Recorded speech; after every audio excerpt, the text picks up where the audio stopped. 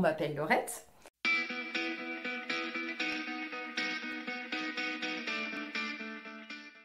Mon vrai prénom c'est Laure. Mes amis m'ont appelée Laurette parce qu'on était deux Laure, donc pour faire une distinction sur les deux. C'est un prénom que j'adore et quand j'étais petite, j'avais une amie qui m'appelait Laurette, je sais pas pourquoi. Mais c'est un prénom que je trouve doux, donc même si j'adore Laure aussi, mais voilà, Laurette me correspond vraiment bien aujourd'hui.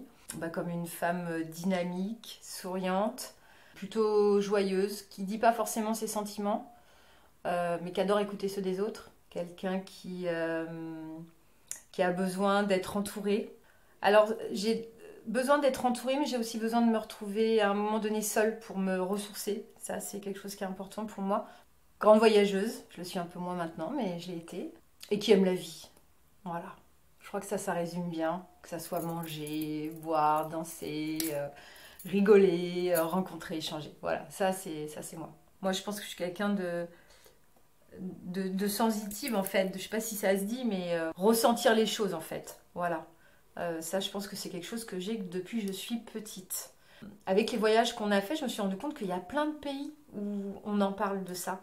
Je vois en Inde, ils se massent tous. À Singapour, vous faire de la réflexologie, c'est comme si vous alliez chez le coiffeur, quoi.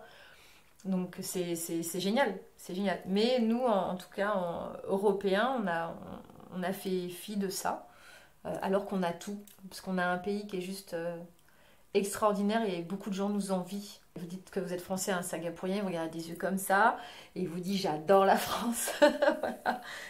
On ne se rend pas compte, hein. Il faut vraiment partir pour se rendre compte qu'on a un pays qui est magique. J'étais dyslexique, c'est pas pour rien qu'aujourd'hui je suis AESH aussi. Donc les dyslexiques, c'est un enfant qui confond des fois des lettres, comme moi je l'ai pu l'être, par exemple entre le P, le B, le C, le S, tout ce qui est orthographe, écrire un mot, il vient moi naturellement. Se baser dans le temps aussi, le passé simple, le passé composé, l'imparfait, enfin pour nous c'est que des mots, on n'arrive pas à le poser non plus. Un dyslexique par exemple, ça nous demande tellement de, de concentration, ça nous fatigue très rapidement. Moi je dis, il faudrait une AESH dans toutes les classes, parce qu'il y a un vrai besoin, parce qu'il y a ceux qui sont diagnostiqués, mais il y a ceux qui ne le sont pas. Fonceuse. Voilà, donc ça peut avoir des qualités, mais ça peut avoir aussi des défauts.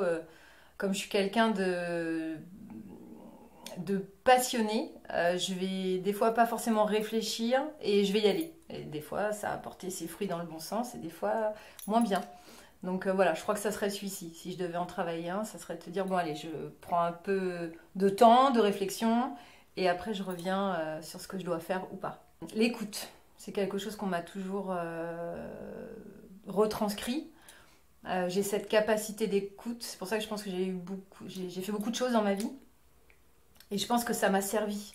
Et que ça me sert encore d'ailleurs pour toutes les activités que je peux mener. J'observe, j'écoute, je regarde et puis après, suivant ce que je peux percevoir, parce que c'est voilà, mon ressenti en fait, ma principale qualité, je crois que c'est le ressenti.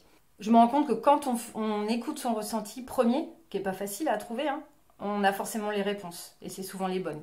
J'ai mon hypersensibilité, je pense, qui du coup m'a permis de faire des choix de vie aussi bien professionnel que personnel.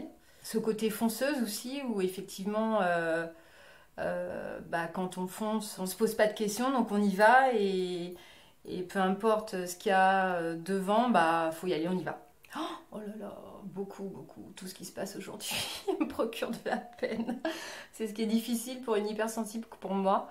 La méchanceté, l'agressivité, que moi je perçois beaucoup. Cette agressivité qui est vraiment palpable, je trouve, aujourd'hui.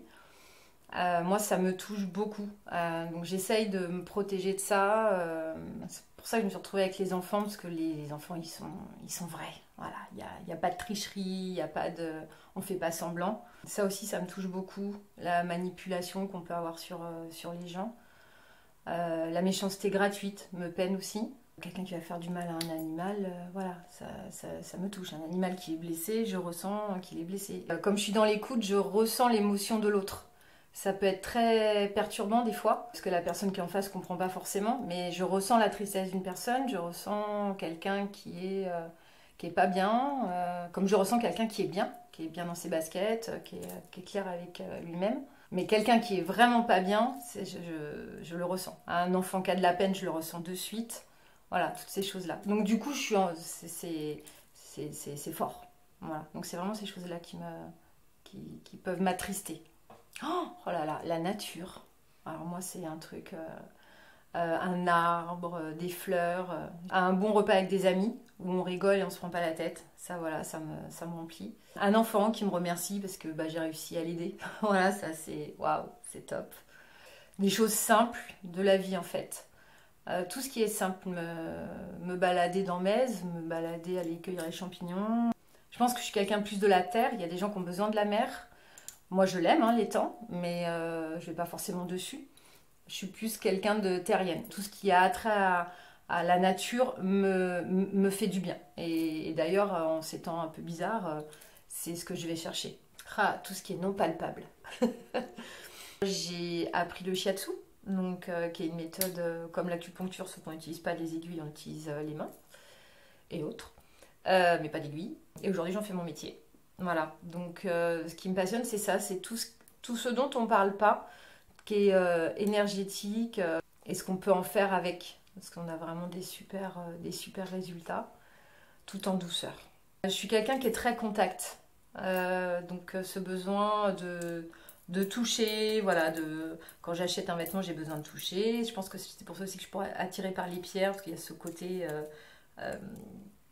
de toucher, chaud, froid, voilà. Et le shiatsu, en fait, va permettre, en appuyant sur les points d'acupuncture, de retirer des maux, aussi bien physiques que psychologiques. Je suis formée en réflexologie aussi, donc je travaille en réflexologie pour compléter le shiatsu, même si tout ça, au bout d'un moment, se retrouve. Je suis formée en Reiki, donc là, qui est aussi une technique, alors là, qui est une technique énergétique, et je travaille sur les animaux. Et ça, c'est juste fabuleux. Parce que les animaux, ils ont pas de barrière. Et ça marche. Alors, ça marche très bien sur l'être humain, bien sûr. Mais sur les animaux, bah, eux, ils mangent, ils dorment, ils prennent, c'est tout. Voilà, il y a rien d'autre. Donc, c'est très, très, très efficace. Donc, souvent, les gens me demandent la différence entre le shiatsu et le reiki. Donc pour moi, le shiatsu, on va traiter plutôt un problème physique, même si le problème physique souvent vient du psychologique ou alors développe quelque chose au niveau psychologique, alors que le Reiki va travailler plus sur l'état de la personne en fait. Et ça permet justement bah, de rééquilibrer en fait. Donc on redonne un souffle à notre corps, parce que peut-être aussi bah, on va plus en nature, on est pris par le flot moderne. Voilà, donc le corps il a besoin d'être remis en activité. Mais tout ça se rejoint. C'est des méthodes, je trouve, qui sont bien parce que ça permet de proposer deux méthodes différentes à des personnes. Même si j'avoue que le Reiki, au début, j'étais un peu sceptique. Parce que, voilà, c'est comme ça. Hein, mais quand je vois les résultats que ça a, et encore même aujourd'hui, des fois, je suis bluffée. C'est, voilà, c'est pas possible. Bah si. J'ai eu la chance de tenir de mon papa. Où j'ai pas de problème de poids. Je dis ça parce que j'ai ma fille qui a des problèmes de poids, donc c'est compliqué, je connaissais pas ça. Pour moi, c'est un atout parce que je vois que moi, elle en souffre. Voilà, l'atout que j'ai physique, en tout cas, voilà, je pense que je suis pas bien grande, ça me va. Je suis relativement dans les normes, on va dire, donc ça me va aussi. Je pense que c'est aussi ce qui faisait que quand j'étais petite, j'étais bien dans mes baskets. Et puis psychologique, mes atouts psychologiques, je pense que c'est ce côté fonceuse qui, quand on est devant un mur, bah on y va quoi. Après, ça peut être un défaut aussi parce qu'on ne s'écoute pas et on accumule, on accumule, on accumule. Si je fais une rétrospective, j'ai toujours réussi à rebondir. Je crois que c'est ça en fait. Cette capacité. Alors il y a l'adaptation, mais il y a la capacité à rebondir. J'en suis pas toujours convaincue, hein, parce que quand on a la tête dans le guidon, on se rend pas compte de tout ce qu'on a fait, mais même si ça n'a pas toujours été facile, d'arriver à ce que tu voulais. En premier lieu, le côté joyeux. Alors quand je dis joyeux, c'est pas tout fou, hein. Positif. Voilà, plutôt positif. Euh, J'essaye de m'entourer de gens positifs, même si voilà, on est tous pareils, hein, il y a des fois où on l'est moins, donc positif.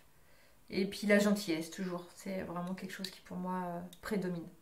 Je crois que maintenant, à mon âge, même si je suis pas, voilà, pas 80 ans, mais je sais vite repérer aussi ce qui me va et ce qui me va pas.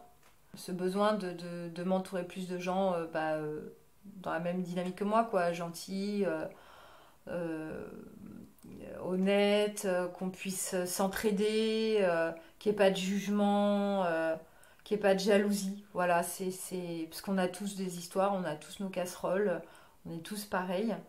Mais je ne veux plus, ça c'est sûr, de gens autour de moi qui sont méchants. Voilà. Ça c'est une chose qui est certaine. Ouais. Gentillesse, honnêteté. J'emploie plus ce mot bienveillance parce que tout le monde l'utilise. Donc en fait, au final, ça m'agace. C'est employé même dans les grosses sociétés, alors que c'est tout l'inverse de ce qu'ils font. Ouverture, non-jugement, voilà, toutes ces choses-là. Accepter l'autre tel qu'il est. Se recentrer en fait sur les choses, je pense, simples en fait, qu'on nous a obligés à oublier parce que ça rapporte pas d'argent. Ouais, moi ma petite pierre, ça sera de faire en sorte que les gens essayent de vivre ça au mieux quoi. C'est ce qui moi me fait du bien, de faire du bien aux autres.